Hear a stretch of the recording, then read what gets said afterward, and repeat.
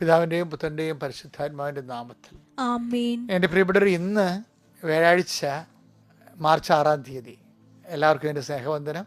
നമുക്ക് പ്രാർത്ഥിക്കാം. അമ്മേ പരിശുദ്ധ അമ്മേ, അമ്മേ പരിശുദ്ധ ദൈവമാതാവേ, ദൈവമാതാവേ, കൃപാസനത്തിലൂടെ ഞങ്ങൾക്കും ഞങ്ങളുടെ ദേശത്തിനും അമ്മ മധ്യസ്ഥം തേടി എല്ലാ തന്ന അനുഗ്രഹങ്ങൾക്കും കൃപകൾക്കും ഞങ്ങളിപ്പോൾ ഹൃദയം നിറഞ്ഞ നന്ദി പറയുന്നു. അമ്മേ പരിശുദ്ധ അമ്മേ പരിശുദ്ധ ദൈവമാതാവേ, 2004 ഡിസംബർ 7-ാം തീയതി ഉച്ചകഴിഞ്ഞ് 2:30 കൃപാസനത്തിൽ സംഭവിച്ച അമ്മയുടെ പ്രത്യക്ഷീകരണത്തെ കുറിച്ച് തിരുസഭയ്ക്ക് സമർപ്പിച്ചിരിക്കുന്ന പഠനരേഖകളുടെ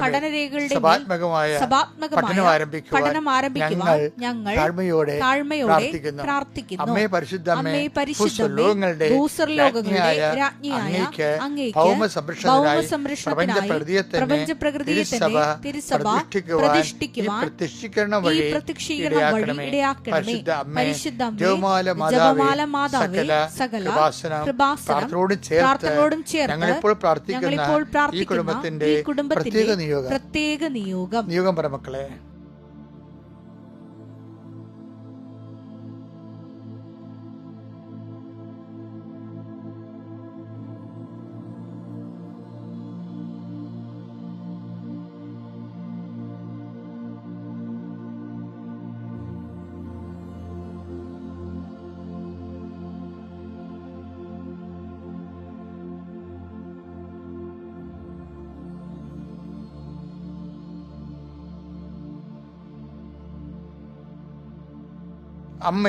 അമ്മയുടെ പ്രത്യക്ഷീകരണത്തിന്റെ ഈ അനുഗ്രഹവേളയിൽ ഞങ്ങൾക്ക് സാധിച്ചു തരുവാൻ കനിയണമേ. ആമേൻ. വിശ്വാസ പ്രമാണം. സർവശക്തനായ പിതാവും ആകാശത്തിന്റെയും ഭൂമിയുടെയും സൃഷ്ടാവുമായ ദൈവത്തിൽ ഞാൻ വിശ്വസിക്കുന്നു. അവിടുത്തെ ഏകപുത്രനും ഞങ്ങളുടെ കർത്താവുമായ ഈശോമിശിഹായിലും ഞാൻ വിശ്വസിക്കുന്നു.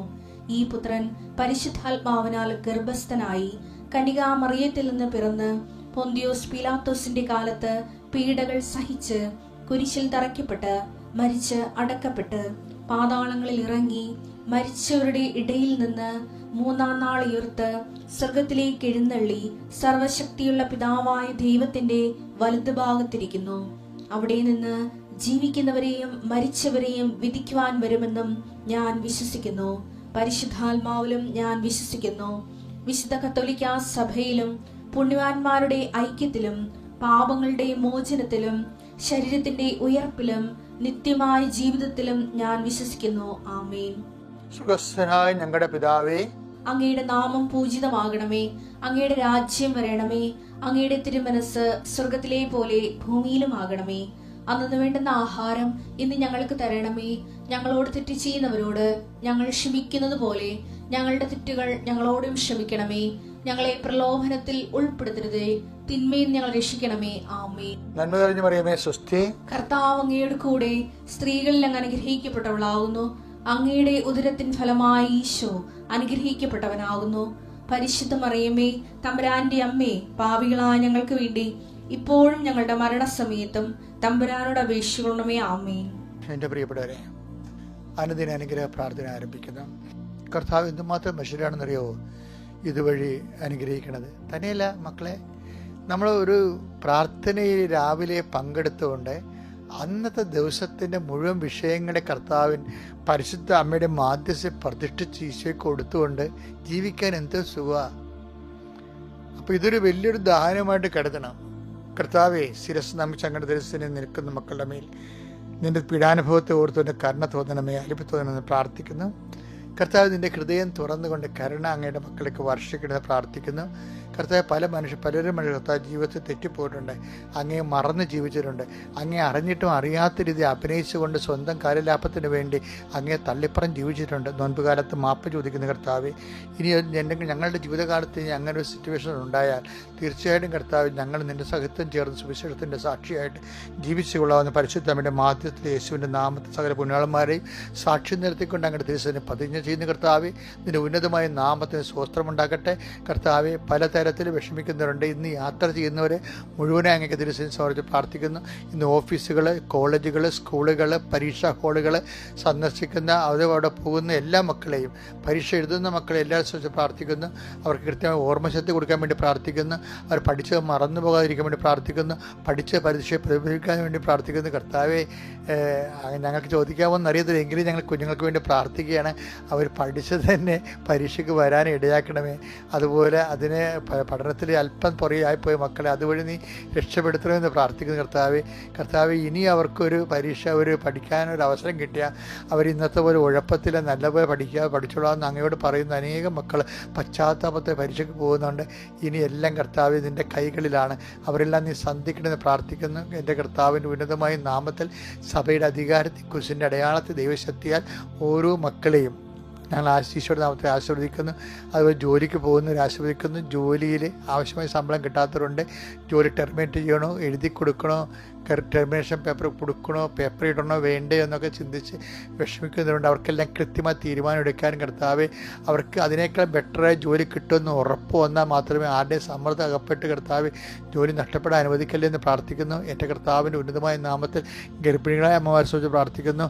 അവരുടെ ഗർഭസ്ഥ ശിശുവിന് എന്തെങ്കിലും തകരാറുകളോ, ഗർഭസ്ഥ ശിശുവിന് ഹൃദയത്തിന് ഹോളുകളോ, ഓട്ടിസത്തിൻ്റെ സൂചനകളോ, വളർച്ചക്കുറവോ എന്തെങ്കിലും ഉണ്ടെങ്കിൽ കർത്താവ്, സ്പോട്ടിംഗ് ഒക്കെ വന്നു പോയിട്ടുള്ളവർ, ഗർഭാപോഷന് വേണ്ടി പറഞ്ഞിട്ടുള്ളവർ സംഘർഷം അനുഭവിക്കുന്നുണ്ടെങ്കിൽ അവരെ പ്രത്യേകം സമർപ്പിച്ച് പ്രാർത്ഥിക്കുന്ന ഈശോയെ, അമ്മ പരിശുദ്ധ കൃപാസനത്തിൽ നിലത്താറിൽ അവിടുന്ന് ചെന്ന് അമ്മ അവരെ സ്പർശിച്ചിട്ട് അവർക്ക് അതിൽ നിന്ന് കർത്താവ് സന്ധിപ്പ് കൊടുക്കണം, സൗഖ്യം കൊടുക്കണം പ്രാർത്ഥിക്കുന്നു. അതുപോലെ ഓപ്പറേഷൻ വിധേയമാകുന്ന പേഷ്യൻസ് ഉണ്ട് കർത്താവ്. കരരോഗികളുണ്ട്, കിഡ്നി രോഗികളുണ്ട്, ഹൃദയരോഗികളുണ്ട്, ശിരസ്സിന് മുഴകളുള്ളവരുണ്ട്, ഞരമ്പുകൾ സിസ്റ്റുകളുള്ളവരുണ്ട്, PCOD രോഗികളുണ്ട്, പിസ്റ്റുല രോഗികളുണ്ട് കർത്താവ്, നടുവേദനക്കാരുണ്ട്. അവരെല്ലാം നീ സ്പർശിക്കണം. എൻ്റെ കർത്താവ്, വിവാഹം ഒത്തുവരാത്തവർ കർത്താവ്, പുരുഷന്മാർ അനേകം മക്കൾ കർത്താവ് വിവാഹം ജീവിത പങ്കാളി കിട്ടാതെ വിഷമിച്ച് വേദനിച്ച് ജീവിക്കുന്നതിന് കർത്താവ്, അവരൊക്കെ എല്ലാ അനുരൂപ ജീവിത പങ്കാളിയും നൽകിക്കൊണ്ട് കർത്താവ് അനുഗ്രഹിക്കാൻ പ്രാർത്ഥിക്കുന്നു. കർത്താവ്, ജീവിത മാർഗങ്ങളിൽ നഷ്ടപ്പെട്ടവർ, വസ്തു വിൽക്കാനുള്ളവർ, വസ്തു എടുക്കാനുള്ളവർ, വീട് സ്ഥലം നഷ്ടപ്പെട്ടവർ, വീട് സ്ഥലം പുതുതായിട്ട് എടുക്കാനുള്ളവർ, കടങ്ങൾ പരിഹരിക്കാനുള്ളവർ, കർത്താവ് ലേലം, ചിട്ടി, ഇങ്ങനെയൊക്കെയുള്ള സാമ്പത്തിക വിഷയങ്ങൾക്ക് കർത്താവ് അനുകൂലമായ തീരുമാനം ഉണ്ടായിരുന്നെങ്കിൽ എന്ന് കണ്ണീരോടെ പ്രാർത്ഥിക്കുന്നുണ്ട്. അവരെല്ലാം നിലനിൽപ്പിനായി പ്രാർത്ഥിക്കുന്നു. അന്നു വേണ്ട ആഹാരം എന്നുള്ള വലിയ കാര്യം അങ്ങ് സ്വർഗ്ഗസ്ഥനായ പിതാവ് പഠിപ്പിച്ച് പറഞ്ഞതുപോലെ അതിന് വേണ്ട ആഹാരവുമായി ബന്ധപ്പെട്ട് ഇതുപോലുള്ള ഭൗതിക കാര്യങ്ങളെ കർത്താവ് അങ്ങ് സന്ധിക്കണമേ, ക്രമീകരിക്കണമെന്ന്, നിയന്ത്രിക്കണമെന്ന് കർത്താവ് അങ്ങ് നിൻ്റെ നിശ്ചയം അനുസരിച്ച് നടത്തുന്നത് അവർക്ക് ഗുണകരമായി മാറുമെന്നുള്ള പ്രതീക്ഷ അവർക്കുണ്ടായി. അത് ഉൾക്കൊള്ളാനുള്ള കൃപ അവർക്ക് നൽകണമേ. എൻ്റെ കർത്താവിൻ്റെ ഉന്നതമായ നാമത്തിൽ സഭയുടെ അധികാരത്തിൽ കുരിശിൻ്റെ അടയാളത്തിൽ ഞാൻ നിങ്ങളെയും നിങ്ങളുടെ കുടുംബത്തെയും നിങ്ങളുടെ യാത്രയെയും നിങ്ങളുടെ തിരിച്ചു വരവിനെയും കർത്താവിൻ്റെ നാമത്തിൽ ആശീർവദിക്കുന്നു. എൻ്റെ പ്രിയപ്പെട്ടവരെ, റെസിപ്രോക്കൽ വേർഡ് എന്നും പറഞ്ഞ് നമുക്ക് ബൈബിളിൽ കുറേ തരം വാക്കുണ്ട്. ബൈബിളിലെ വചനങ്ങളിൽ ഇങ്ങനെ ചാർട്ട് ചെയ്ത് കഴിഞ്ഞാൽ ഇപ്പം കീ വേർഡ് എന്ന് പറയും, താക്കോൽ വചനങ്ങൾ വെച്ച് കഴിഞ്ഞാൽ ഒരു വചനം, ഒരു താക്കോൽ കിട്ടിക്കഴിഞ്ഞാൽ പല മുറികൾ തുറക്കാവുന്ന. ഇപ്പോൾ ഒരു ഹോളിൻ്റെ അകത്ത് കുറേ മുറികളുണ്ടെന്ന് വിചാരിച്ചോ, അപ്പോൾ അതിൻ്റെ അകത്ത് ആ ഹോളിൻ്റെ താക്കോൽ കിട്ടിക്കഴിഞ്ഞാൽ നമുക്ക് എല്ലാ മുറികളിലേക്കും കയറാൻ പറ്റും. അതുപോലെയുള്ള കീ വേർഡുകളുണ്ട്. ഒരു വചനത്തിൻ്റെ ഓപ്പൺസ് തന്നെ നമുക്ക് കിട്ടിക്കഴിഞ്ഞാൽ ആ വിഷയത്തെക്കുറിച്ചുള്ള ദൈവത്തിൻ്റെ പല വിഷയങ്ങളെക്കുറിച്ച് നമുക്കറിയാൻ പറ്റും. ഇനി മദർ വേർഡുണ്ട് ബൈബിളിൽ. മദർ വേർഡ് വെച്ചാൽ അമ്മ വചനങ്ങൾ. ചില വചനങ്ങൾ അമ്മ ബ്രീഡ് ചെയ്യും, അല്ലേ? ബ്രീഡിങ് വേർഡൊക്കെ ഉണ്ട്. ഒരു വചനത്തിൽ നിന്ന് പല വചനങ്ങൾ ഇങ്ങനെ അതിനോട് ബന്ധപ്പെട്ട് അതിൻ്റെ മക്കളായിട്ടിങ്ങനെ ഉള്ള സാധർമ്യമുള്ള വചനങ്ങളുണ്ട്. അപ്പോൾ ഒരു വചനം വരുമ്പോൾ പരിശുദ്ധാത്മാവ് വേറൊരു വചനം എടുത്ത് നമുക്ക്, ഇപ്പോൾ നമ്മൾ അലോകിരിതം എന്നൊക്കെ കേട്ടിട്ടില്ലേ? അതുപോലെ തന്നെ യൂട്യൂബിൽ ഒരു വീഡിയോ കാണുമ്പോൾ അതിനോട് ബന്ധപ്പെട്ട വേറെ വീഡിയോ വരും. എന്ന് വെച്ചാൽ ഇതുപോലെ തന്നെയാണ് വചനം എഴുതിയിരിക്കുന്നത്. അതായത് ഇതിൻ്റെ അകത്ത് ഒരു വചനം പറയുമ്പോൾ അതിൻ്റെ സിസ്റ്റർ വചനവും അതിൻ്റെ സൺ വചനവും ഒക്കെ നമുക്ക് കർത്താവ് തരും. അപ്പോൾ അതിനാണ് മദർ വേർഡ് എന്ന് പറയുന്നത്. ഇതുപോലെ തന്നെയാണ് ഷാഡോ വേർഡ് എന്ന് പറയും. ഷാഡോ വേർഡ് എന്ന് വെച്ചാൽ ഒരു വസ്തു വേർഡ് പറഞ്ഞാൽ അതിൻ്റെ ഷാഡോ വേർഡ് ഉണ്ടാകും. ഉദാഹരണത്തിന് ഞാൻ ഒരു കാര്യം പറയണേ.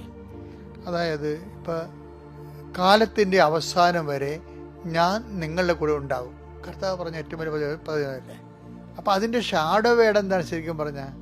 അത് വസ്തു വേർഡാണ്. അപ്പോൾ അതിൻ്റെ ഷാഡോ വേർഡ് നിഴൽ വചനം എന്താണ്? കർത്താവിൻ്റെ മനസ്സ് പഠിച്ചാൽ നമുക്ക് മനസ്സിലാകും. കർത്താവ് ഒരു സ്റ്റേറ്റ്മെൻറ്റ് ഇറക്കി കഴിഞ്ഞാൽ അത് അതിൻ്റെ ഒരു ഷാഡോ ഉണ്ടാവും, റെസിപ്രോക്കലായിട്ടുള്ള. ഇപ്പോൾ എന്താണ്? ഞാൻ നിങ്ങളുടെ കൂടെ ഉണ്ടാകുമെന്ന് പറയുമ്പോൾ തന്നെ കർത്താവിൻ്റെ അടിമനസ്സുണ്ട്. എന്താണ്? നിങ്ങളും എൻ്റെ കൂടെ ഉണ്ടാകണം. അതാണ് വിഷയം.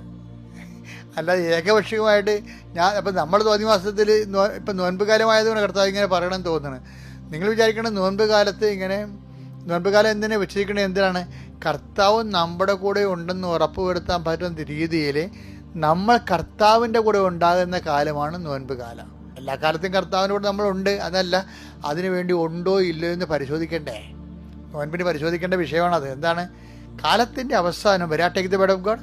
മത്തായി 28:20. മത്തായി 28:20. യുഗാന്തം വരെ എന്നും ഞാൻ നിങ്ങളോട് കൂടെ ഞാൻ നിങ്ങളുടെ കൂടെ ഉണ്ടായിരിക്കും. അപ്പം അത് കർത്താവിൻ്റെ ഏകപക്ഷീയമായിട്ടുള്ള പ്രസ്താവനയാണ്, നമുക്ക് നൽകുന്ന ആശംസയാണ്. പക്ഷേ അതിൻ്റെ ഷാഡോവേഡ് എന്താണ്? നീ എൻ്റെ മുമ്പാകെ ഉണ്ടാകണം, കുറ്റമറ്റവനായിരിക്കണം. അതാട്ടേക്ക് ദ വേർഡ് ഓഫ് ഗോഡ്. ഉൽപ്പത്തി 17:1. ഉൽപ്പത്തി 17:1 എന്താണ്? അബ്രാമിന് 99 വയസ്സായപ്പോൾ കർത്താവ് പ്രത്യക്ഷപ്പെട്ട് അവനോട് അരുൾ ചെയ്തു, സർവശക്തനായ ദൈവമാണ് ഞാൻ, എന്റെ മുമ്പിൽ വ്യാപരിക്കുക, കുറ്റമറ്റവനായി വർത്തിക്കുക. അതാണ് വിഷയം. ദൈവത്തിന്റെ മനസ്സതാണ്. അപ്പോഴ് ബോധവും ബുദ്ധിയും പരിശുദ്ധ നയിക്കപ്പെടുന്നതിന് അറിയണം, I will come with you wherever you go. അതില്ലേ ജോഷുവ 1:9. നിന്റെ ദൈവമായ കർത്താവ് നീ പോകുന്നിടത്തെല്ലാം നിന്നോട് കൂടെ ഉണ്ടായിരിക്കും. അപ്പൊ ദൈവത്തിന്റെ ഒരു മനസ്സാണത്.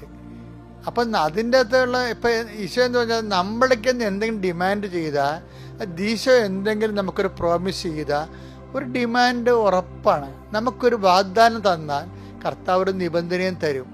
വേർഡ് ഓഫ് ഗോഡ് അങ്ങനെയാണ് ഡിസൈൻ ചെയ്തിരിക്കുന്നത്. എന്താണ്? ഞാൻ നിങ്ങളോട് കരുണ കാണിക്കും. പക്ഷെ എന്താ പ്രശ്നം? ഞാൻ കരുണയുള്ളവരായിരിക്കുന്ന പോലെ നിങ്ങളും കരുണയുള്ളവരാ. അതുമായിട്ട് ആ വചനം എടുത്തേ. ലൂക്ക 6:36. നിങ്ങളുടെ പിതാവ് കരുണയുള്ളവനായിരിക്കുന്നത് പോലെ നിങ്ങളും കരുണയുള്ളവരായിരിക്കും. അതായത് ദൈവം ഒരു വാഗ്ദാനം നമുക്ക് നൽകിയാൽ ദൈവം നമ്മളിൽ നിന്ന് അതേ രീതിയിലുള്ള അതേ വോളിയമുള്ള നമ്മുടെ ഭാഗത്തു നിന്നുള്ള ഒരു ഇൻവെസ്റ്റ്മെൻറ്റ് ദൈവം കണക്കിലെടുക്കുന്നുണ്ടെന്ന് അറിയണം. അല്ലാതെ അതാണ് ഇപ്പൊ തന്നെ ബി പെർഫെക്റ്റ് 5:48 മത്തായിയുടെ സുവിശേഷം. അതുകൊണ്ട് നിങ്ങളുടെ സ്വർഗസ്ഥനായ പിതാവ് പരിപൂർണനായിരിക്കുന്ന പോലെ നിങ്ങളും പരിപൂർണരായിരിക്കുവിൻ. ഇപ്പൊ ഏകപക്ഷികമായ അനുഗ്രഹങ്ങളൊന്നുമില്ല. എല്ലാം നമ്മളിൽ നിന്ന് പേയ്മെന്റ് ഉള്ളത് മാത്രമേ ഉള്ളൂ. ഇപ്പൊ ഞാൻ നിങ്ങളുടെ കൂടെ ഉണ്ട്, നിങ്ങൾ എവിടെ പോയാലും ഞാൻ നിങ്ങളുടെ കൂടെ ഉണ്ടായിരിക്കും നടച്ചത് കഴിഞ്ഞാൽ എൻ്റെ അർത്ഥം എന്താണ്? ദൈവം എവിടെ പോയാലും നമ്മളും ദൈവത്തിൻ്റെ കൂടെ ഉണ്ടാകണമെന്നാണ്. പറഞ്ഞ മനസ്സിലായില്ലേ? ദൈവം ചിലപ്പോൾ കുരിശെടുക്കും, ദൈവം ചിലപ്പോൾ കാൽവരിയിലേക്ക് പോകും, അപ്പം നമ്മളും കൂടെ പോകണം. അപ്പം ഞാൻ ഉയർത്തുന്നതിൻ്റെ മഹത്വം മാത്രം മതി എന്ന് പറഞ്ഞില്ലേ? ഞാൻ ഉദ്ധാനത്തിലേക്ക് മാത്രമേ ഉള്ളൂ, ദൈവം കുരിശിൻ്റെ കൂടെ ഇല്ലെന്ന് പറഞ്ഞ് അങ്ങനെയല്ല. I will come with you wherever you go. ചിലപ്പോൾ രോഗത്തിൻ്റെ ഒരു കാലം വരും, ചിലപ്പോൾ തള്ളിപ്പറച്ചിൻ്റെ ഒരു കാലം ഉണ്ടാവും, ചിലപ്പോൾ നമുക്ക് ഒറ്റ കൊടുക്കേണ്ട കാലം ഉണ്ടാകും. അപ്പോൾ എൻ്റെ ദൈവം കടന്നു പോകുന്ന അതിൻ്റെ വഴികളിലൂടെയാണ് ഞാൻ കടന്നു പോകണമെന്ന് മനസ്സിലാക്കണം. നോൻപ് കാലത്തും പീഡാനുഭവ കാലങ്ങളിലേക്ക് നമ്മൾ പോകുമ്പോൾ എപ്പോഴും I will come with you wherever you go എന്ന് പറഞ്ഞതിൻ്റെ അർത്ഥം എവിടെ പോയാലും ഞാൻ നിങ്ങളോട് ഉണ്ടായിരിക്കുന്നത്. ജോഷുവ 1:9 പറഞ്ഞതിൻ്റെ അർത്ഥം എവിടെ പോയാലും ഞാൻ നിങ്ങളുടെ കൂടെ ഉണ്ടായിരിക്കുന്ന പോലെ ഞാൻ എവിടെ പോയാലും നിങ്ങളും എൻ്റെ കൂടെ ഉണ്ടായിരിക്കണമെന്നാണ്. അതാണ് ആധ്യാത്മിക ജീവിതം എന്ന് പറയുന്നത്. അപ്പോൾ ഈ നോൻപ് കാലം എന്ന് പറയുന്നത് ദൈവം നമ്മുടെ കൂടെ ഉണ്ട് എന്ന് പറഞ്ഞ് അതിനേക്കാളുപരി നമ്മൾ ദൈവത്തിൻ്റെ കൂടെ ഉണ്ടോ? ഏത് കാലാവസ്ഥയിലും നമ്മൾ ദൈവത്തിൻ്റെ കൂടെ ഉണ്ടാകാൻ വേണ്ടി വിശ്വാസം, വിശ്വസ്തതയും പ്രത്യാശയും നമുക്ക് വേണം. നോൻപ് ഇതുപോലെയുള്ള പുണ്യങ്ങൾ ആർജിക്കേണ്ട ഒരു കാലമായി മാറട്ടെ. ദൈവം നിങ്ങളെ അനുഗ്രഹിക്കട്ടെ. Praise the Lord.